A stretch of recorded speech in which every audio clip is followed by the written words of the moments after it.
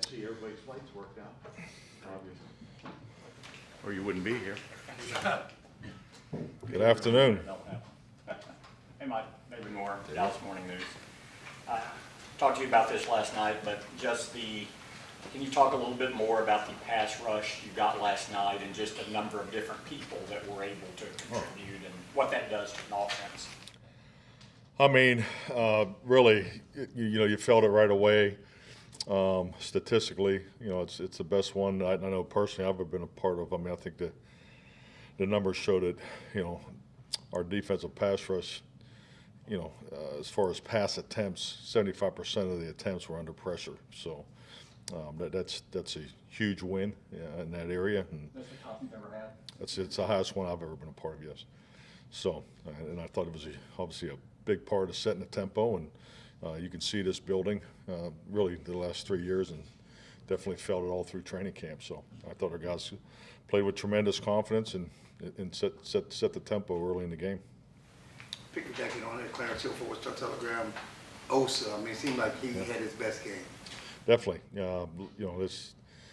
Just like anything, you go into games with matchups and emphasis and so forth, and he delivered with an outstanding performance. Yeah, the inside pass rush. I mean, really all the way through. I think everybody graded out very high. So, but yes, Osa had a really nice game. Mike Todd for the ESPN. The first drive of the second half, how pleased were you with that?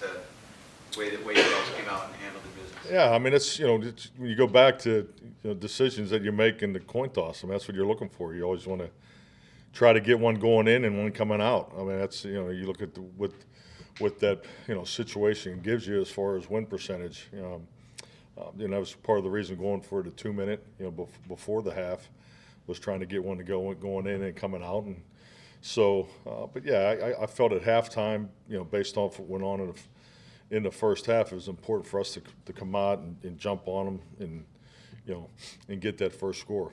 So I was very pleased with that drive. John. John Show, The Athletic. When you look back at how the offense performed yesterday, you calling plays and all that, was there any area that stood out that you really liked, that you thought went really well, or something that?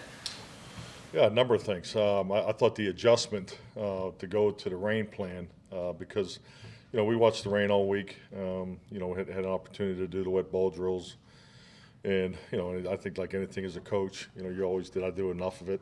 So maybe should have did more of it because we did it 2 days instead of all 3 of the work days. But the adjustment to the rain plan, I thought our players handled it seamlessly.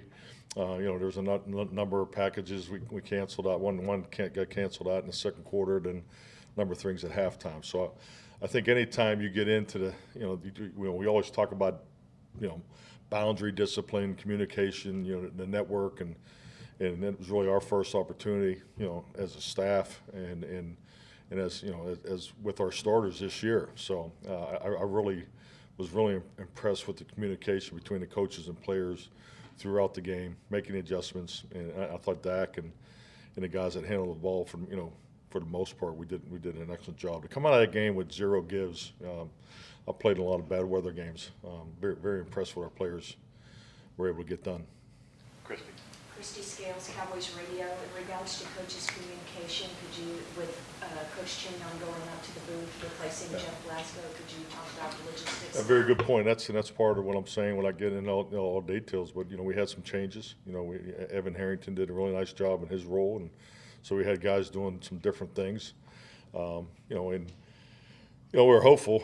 In the pregame, we were teased a little bit. You thought, hey, maybe this is going to work out. We're going to have a nice night to play. But then, obviously, when we came back outside, it just wasn't the case. So I thought that the adjustment to the rain plan, with all the coaches and some of the different roles, I thought our guys did a really good job. One more follow-up on coaching. In regards to preparing for the Jets, how is the game plan or scheduling with the coaches? Is it different this week where not only the overnight flight, but the Jets Monday night game, and you haven't seen them yet? Well, I think the scheduling gods, they balanced it out and having them play on Monday night. So, but getting back at 4:15 is, or maybe a little earlier, but yeah, I mean, this is just we knew the schedule. We've had time to plan, so we've had a chance to do some prep work, particularly for their defense because they, same coordinator, but obviously the offense has a new coordinator, new quarterback. So, we'll all be watching tonight. Cal. Calvin Watkins, Dallas Cowboys. Got two for you. How long do you think Jeff will be out?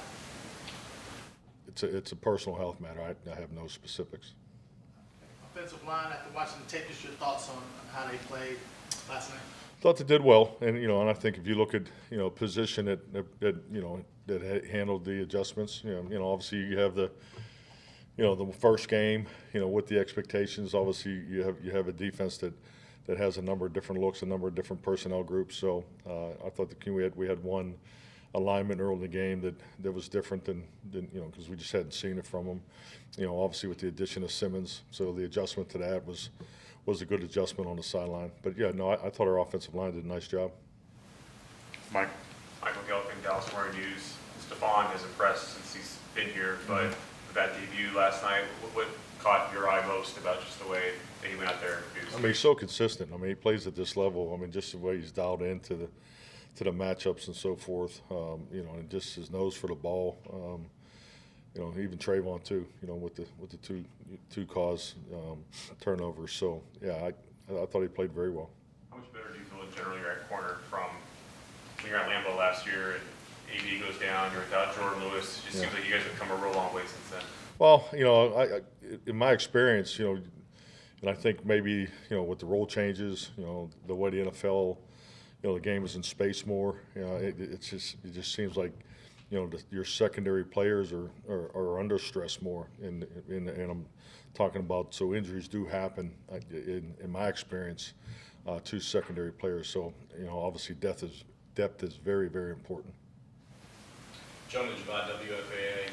Mike, some of the players have expressed wanting this defense to not just be the best in the NFL this season, but to be one of the best all time. Where do you think the ceiling is for this group, and where they might be able to rank among some of the all-time greats? Well, I think the biggest thing is, can only talk about what we're experiencing internally. I think all those comparables are great, and I think you guys do a great job of investing time and energy into that, and they have to answer the questions too.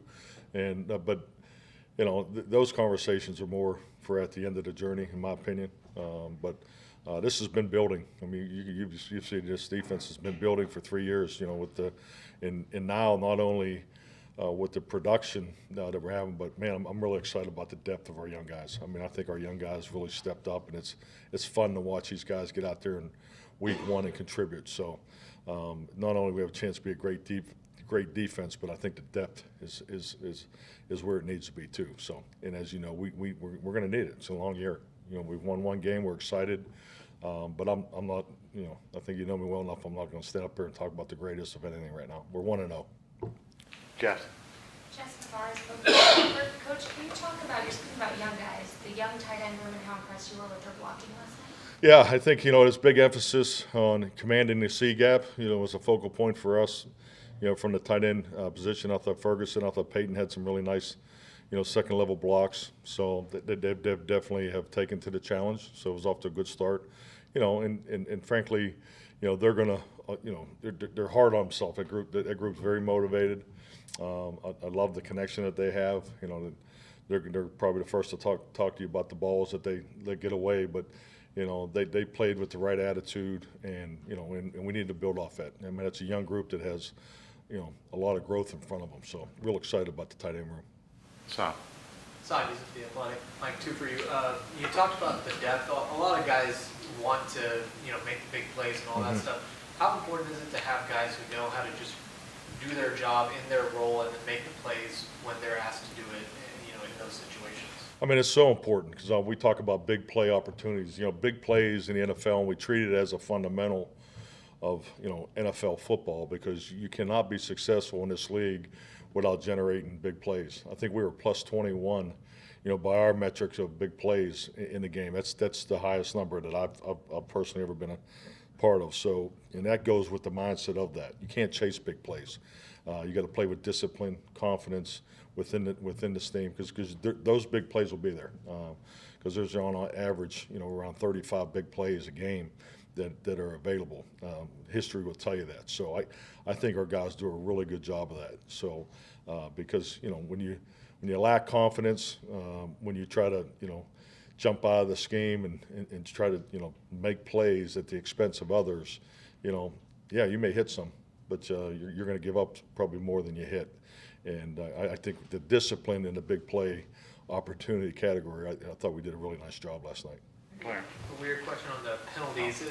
How do you grade penalties? Are there good penalties and bad penalties that are committed, and how do you kind of look at the differences in them? Well, yeah, I break them down into 3 categories, always have. And I think the biggest thing is, pre-snap penalties and post-snap, you have to break those out, because pre-snap penalties, there's no excuse for that. I mean, those are decisions and disciplines that, we're a lot of reps, a lot of time, a lot of energy.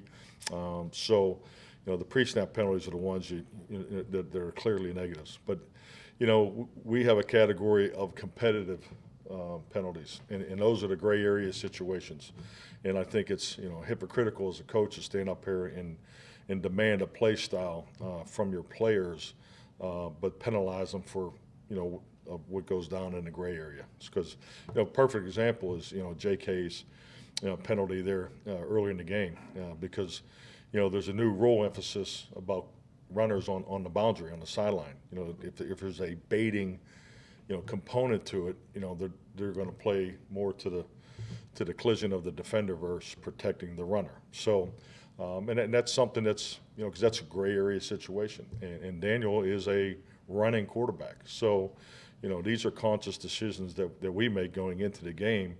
Is what are we going to do in the gray area? Well, you want to be aggressive always. So JK's being aggressive. Now obviously there was head contact, so that falls in the other thing. So that's what I'm talking about. So that would be a competitive penalty when your players are excelling in the gray, as opposed to being technical and trying not to get a penalty. Clarence. I know you've seen Tony Pollard in practice, but just to see him out there and really show that there's no limitations, he ran with confidence and fluidity last night. Yeah, I agree with you. I thought he looked like Tony. I mean, Tony, so you could see it coming in the last 2 weeks.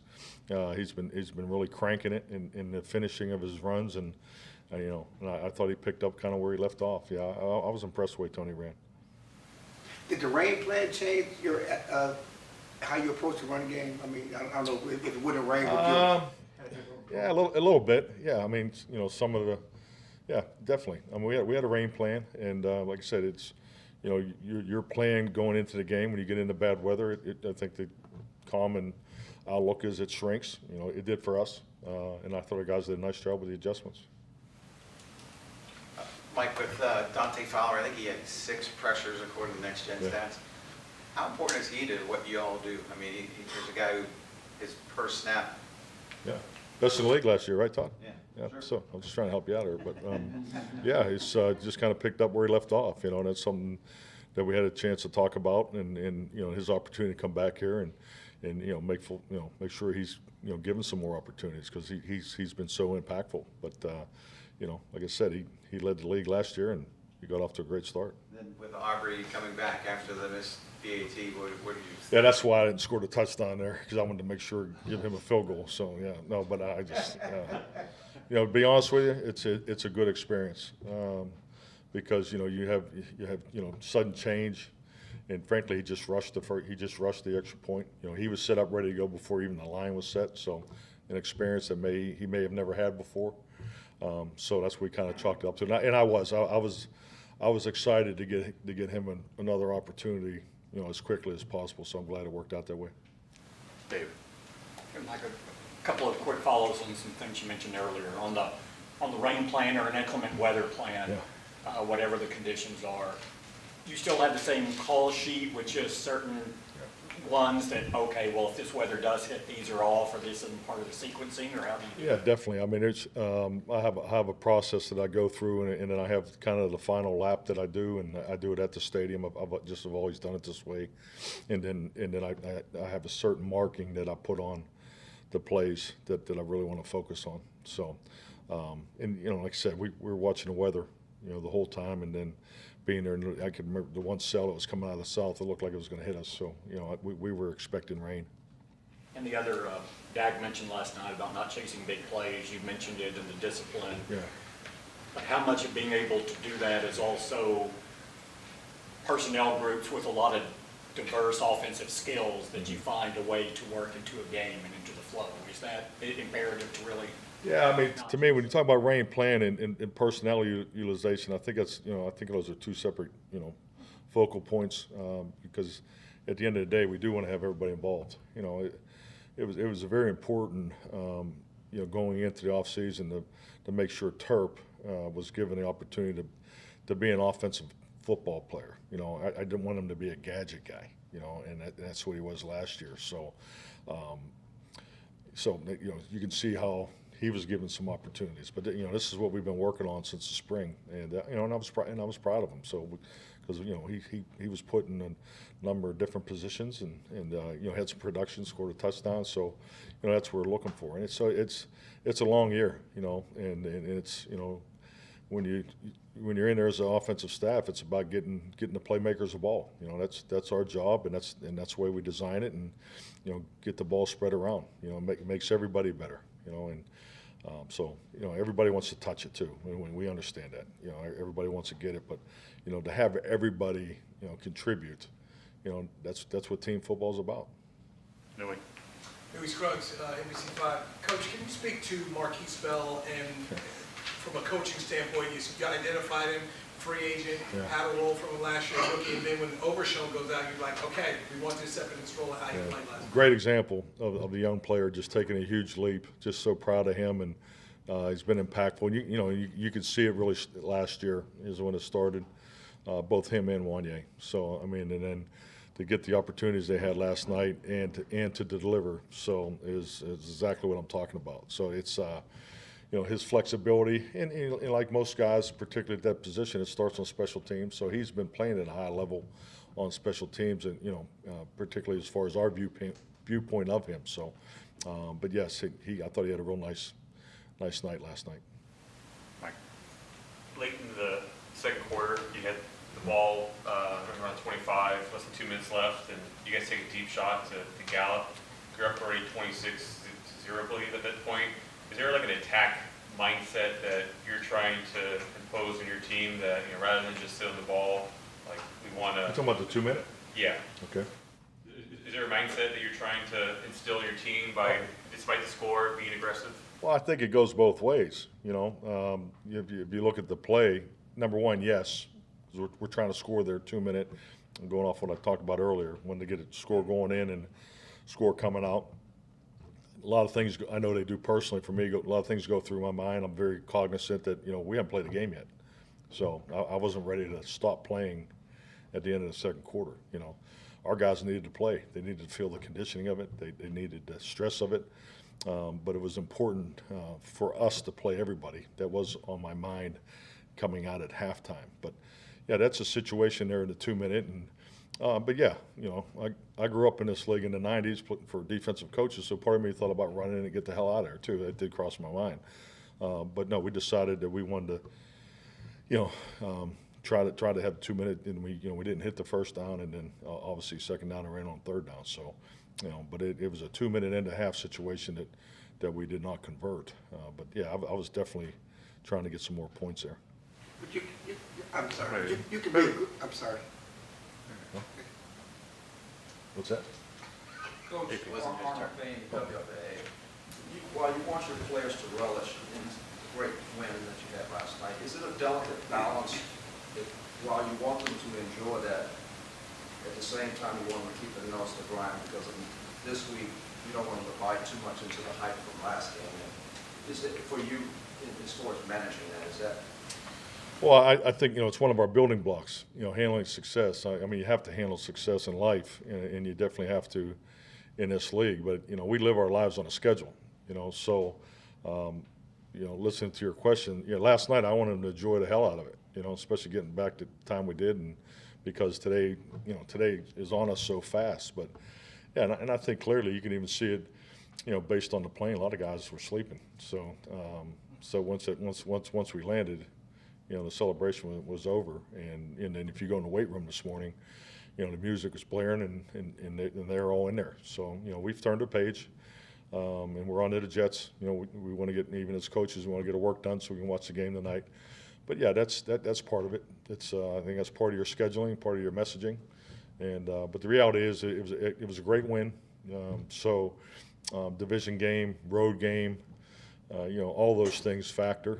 So we feel good about that. But we're 1-0. I mean that's the facts of this league. Cal. When you talk about your pass rush, how much does Parsons open the door for other guys to make plays? Oh, I mean he's an elite player. I mean he's dynamic. Mike, when Michael walks on the field, you better know where he is. It's been like that, pretty much, let's say coming out of his first year, and you can see it last year. So yeah, he definitely creates opportunities, and that's why it's important for us to keep moving him around and try to, give him matchups and make them play, schematically. So yeah, he's a huge factor. Ivory Taylor, NBC5. This will be the second time you're playing against Aaron Rodgers. Mm-hmm. Does it feel different, less stressful having gone through it, last year, or how are you feeling about, Less stressful? No, I'm excited about it. I mean, personally, I'm excited for Aaron's this chapter in his life, and he knows that. It's cool to see him, to take this step, but the reality of it is no different than last year. Last year was an NFC game that we needed. This is our second game. It's our home opener, but personally, I think it's he's off to an exciting start up there. So he's building a new chapter in his legacy, and that's all cool. But at the end of the day, this is about winning. So, and that's what we'll be focused on Sunday. Last two, Clarence. I'm just going to piggyback on what Michael was asking about the aggressive. You can be aggressive, but you're smart with them. You take it. It was shot down the field down the sideline, nothing over the middle. I mean, that's. You're showing your schematic FBI right now. I'm impressed. That was a safe throw. I mean, it was a safe play. It was a good 2-minute starter is the way I categorize it. So, and then and the ball went exactly where it should have gone. Michael ran a good route.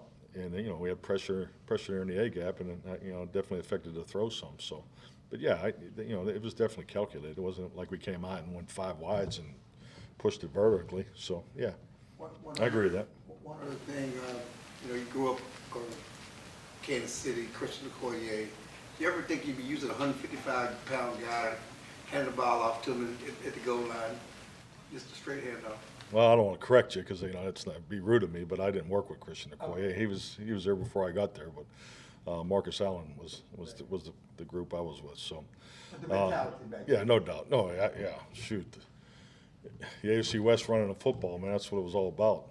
So that great defense, but yes, I think it's like anything. It's creating opportunities, for your playmakers to touch the ball, and he's a playmaker. Now I'm not going to be running them all day.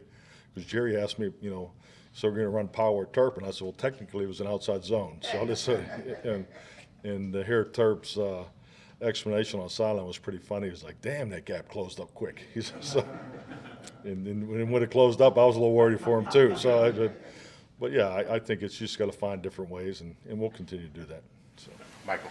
When Marquise and Wanya got here together as undrafted rookies, Yeah. how early did you have a sense that they had the potential of developing the way that it has? Oh, shoot, that preseason, yeah, definitely. I mean, I can remember, you worry about those guys, as far as when we got down to the 53, Wanya, because Wanya was really, the rankings, Wanya was the top special teams player, but the defensive rankings were flipped. So, yeah, we knew right away that we had some special young guys, and it's just, like anything, you're trying to keep everybody, and that's why I just give those guys so much credit, and because they have taken that second-year jump now. I mean, it's your time. With Marquise, there's a couple plays where it'd be hard to believe that he was new to linebacker, like the third down stop on Daniel Jones. Yeah. Are you guys surprised that it's translated? Well, he's played some there in the sub. I mean, being in a box is not new to him, but that's his game. I mean, he's a striker. I mean, he's. So yeah, he plays with great instincts, and but yeah, we're fortunate to have both those guys, especially where we got them too, because they don't play like free agents. I would say, not to be, but I think it's like anything. That's their starting line, and I think I've continue to say it, just real proud of those guys because they have put in the extra work, they've done the extra little things, the young guy meetings, all that stuff. So it's always nice to see those guys have success. Thank you, Mike. Thank you. Thank you. He's ready.